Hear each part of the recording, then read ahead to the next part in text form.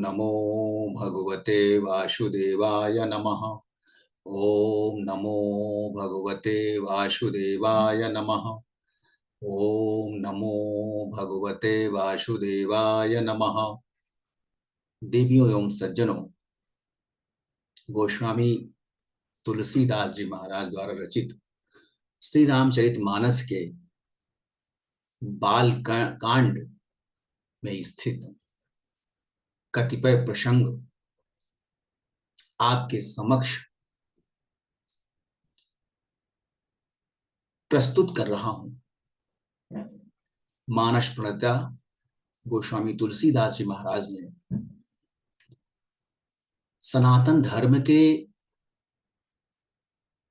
अनेक महाग्रंथों के सार तत्व को श्री रामचरितमानस में समाहित किया है। गोस्वामी जी महाराज जहां एक ओर मर्यादा पुरुषोत्तम प्रभु श्री राम की लीलाओं का गान करते हैं, वहीं अनेक व्यवहारिक प्रसंगों के माध्यम से जनमानस को उपदेश देने का भी यत्न करते हैं।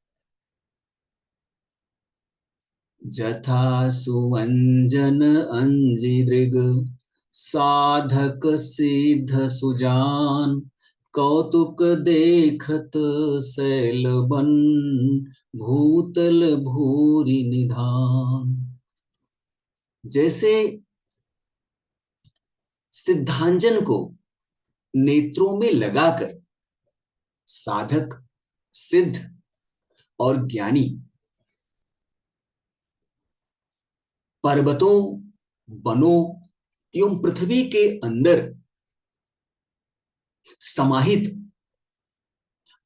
अनेक रत्नों की खोज करते हैं,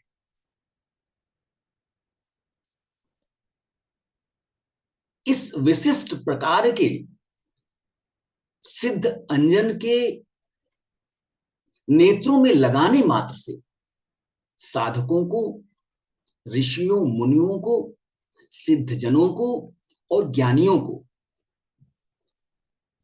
इस पृथ्वी पर, इस रत्न गर्भा पृथ्वी पर स्थित पर्वतों, वनों एवं पृथ्वी के गर्भ में समाहित अनेक गुणों को, अनेक खानों को कौतूहलवश देखते हैं। गुरुपद रज मृदु मंजुल अंजन, नयन यमीय दृग दोष विभंजन।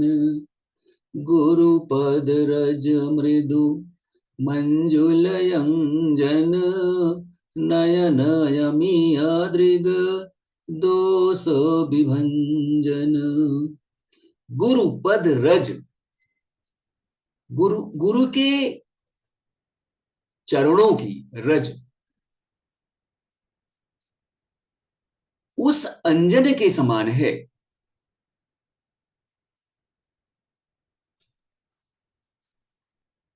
जिसे अपने ज्ञान रूपी नेत्रों में लगा देने मात्र से मनुष्य के अंतर्मन का, बहिर्मन का अंधकार स्वतः समाप्त हो जाता है। गुरु इस संसार में सर्वाधिक पूज्य है। गुरु की उपमा भगवान से की जाती है। गुरु ही ज्ञान पुंज है जो परमपिता परमेश्वर की प्राप्ति का मार्ग सुनिश्चित करता है। तेहि करि बिमल विवेक बिलोचन, बरनौ राम चरित भवमोचन। श्री गुरु महाराज के चरणों की रज अत्यंत कोमल है, सुंदर है और नेत्रों में लगाए जाने वाले अमृत के समान है, अमृत अंजन के समान है, जो नेत्रों के दोषों का निवारण करने वाला है। जिस प्रकार से नेत्र दोष को दूर करने के लिए वैद्यजन अंजन का निर्माण करते हैं, नेत्रों में लगाने के लिए अमृत तुल्य अंजन से नेत्रों की रोशनी लौट आती है। वह विवेक रूपी अंजन नेत्रों को निर्मल करके गुरु की कृपा से संसार रूपी बंधन से मुक्ति प्रदान करने वाला यह रामचरितमानस है, जिसका वर्णन गोस्वामी जी महाराज ने किया हुआ है। बंदौ प्रथम महीसुर चरना, मोह जनित संशय सब हरना, सुजन समाज सकल गुण खानी, करऊं प्रणाम सप्रेम सुबानी।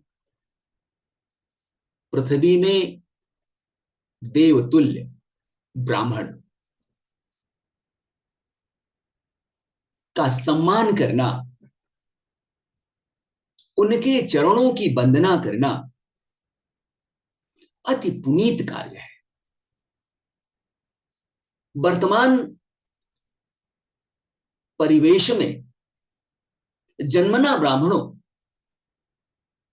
के चरणों की वंदना करना, यदि उसमें ब्राह्मण के गुण नहीं है, यदि उस व्यक्ति में ब्राह्मण के संस्कार नहीं है, तो ऐसे ब्राह्मणों की वंदना करना आवश्यक नहीं है।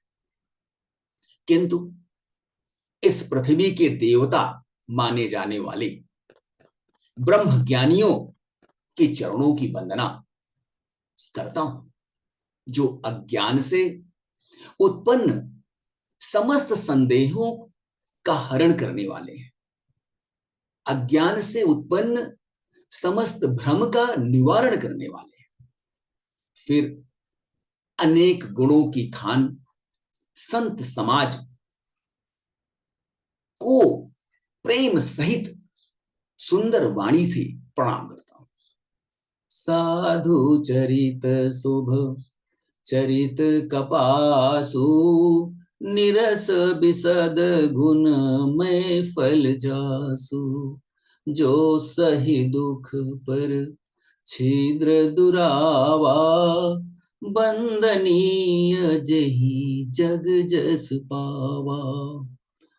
संत महात्माओं का चरित्र कपास के समान होता है। जिस प्रकार से कपास का चरित्र परोपकार है,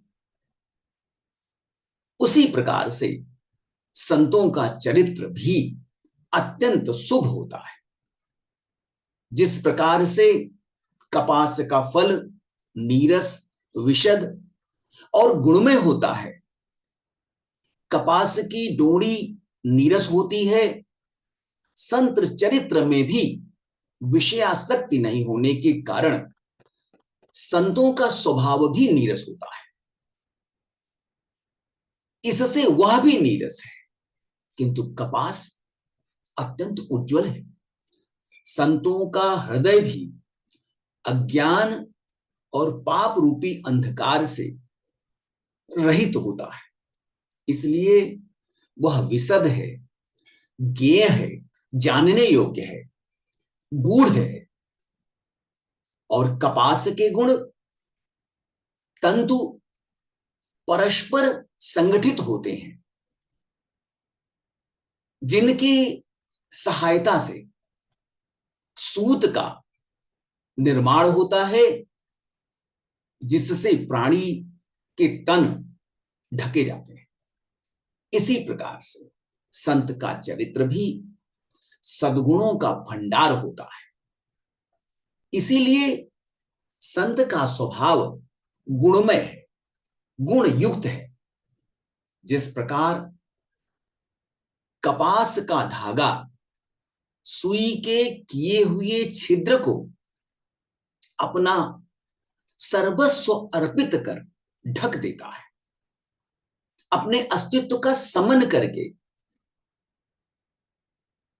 उस छिद्र को ढक देता है, अथवा कपास जैसे लोढ़े जाने, काते जाने और बुने जाने का कष्ट सहन कर अपने अस्तित्व को नष्ट करके भी वस्त्र के रूप में परिणत हो जाता है, तथा दूसरों के गोपनीय स्थलों को ढकता है, प्राणी के शरीर मात्र की रक्षा करता है। उसी प्रकार संत स्वयं दुख सहकर दूसरों के दोषों को, दूसरों की बुराइयों को ढकने का, छुपाने का यत्न करता है, जिस कारण उसने जगत में वंदनीय कीर्ति प्राप्त किया है। मुद मंगलमय संत समाजो, जो जग जंगम तीर्थ राजो। राम भक्ति जहाँ सुर सरि धारा, सरसई ब्रह्म विचार प्रचारा। संतों का समाज आनंद और कल्याण प्रदान करने वाला है। संतों से कभी भी समाज के किसी भी प्राणी को कष्ट नहीं हो सकता, दुख नहीं हो सकता और अकल्याण नहीं हो सकता। संत इस भौतिक जगत में चलते फिरते तीर्थराज प्रयाग के समान है, जहां उस महात्मा रूपी, उस संत समाज रूपी प्रयागराज में राम भक्ति की अत्यंत निर्मल प्रवाहमान धारा मां गंगा विराजमान है और ब्रह्म विचार का प्रचार करने वाली मां सरस्वती विद्यमान है। संतों का समाज राम भक्ति रूपी गंगा की धारा के समान है और ब्रह्म के विचारों का प्रचार करने वाले मां सरस्वती के समान है। विधि निमेष में कलिमल हरणी, करम कथा रवि नंदिनी बरनी। विधि हरि कथा विराजति बेनी, हरिहर कथा विराजति बेनी। सुनत सकल मुद मंगल देनी। विधि और निषेध, विधि का आशय विधान से है और निषेध का आशय किसी कार्य को करने या न करने से है। विधि और निमेष रूपी कर्मों की कथा कलयुग के पापों को हरने वाली, नष्ट करने वाली सूर्य तनया मां यमुना जी है और भगवान विष्णु और शंकर की कथाएं त्रिवेणी रूप में सुशोभित है, जिसे सुनते ही आनंद और कल्याण की प्राप्ति हो जाती है। बटु विश्वास अचल निज धर्मा, तीर्थ राज समाज सुकर्मा।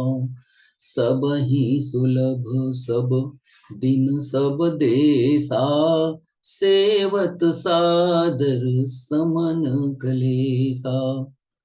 उस संत समाज रूपी प्रयागराज में अपने धर्म के प्रति अटल विश्वास का प्रतीक वह अक्षय वट है और उस प्रयागराज में शुभ कर्म ही उस तीर्थराज प्रयाग का समाज है, वह संत समाज रूपी प्रयागराज सब देशों में प्रत्येक समय सभी को सहज ही में प्राप्त हो जाता है और आदर पूर्वक इसका सेवन करने से क्लेशों का समन हो जाता है। अकथ अलौकिक तीर्थ राऊ, दे सद्य फल प्रगट प्रभाऊ। वह सत्संग रूपी तीर्थराज प्रयाग अलौकिक है, अकथनीय है एवं तत्काल फल प्रदान करने वाला है। उसका प्रभाव प्रत्यक्ष दृष्टिगत होता है। संतों का स्वभाव, संतों का चरित्र, संतों का व्यक्तित्व कभी भी समाज के लिए अनुपयोगी नहीं होता है। वह सदैव कल्याण की भावना रखते हैं। सर्व समाज के कल्याण की भावना के साथ संत समाज अपने अस्तित्व का समन करके, अपने अस्तित्व का दमन करके भी परोपकार में संलग्न रहता है। ऐसे संत समाज रूपी तीर्थराज को बारंबार प्रणाम करता हूं और संतों के दिखाए हुए मार्ग का अनुसरण करके, अनुशीलन करके व्यक्ति न केवल इस लोक में अपितु पारलौकिक सुखों की प्राप्ति भी कर सकता है।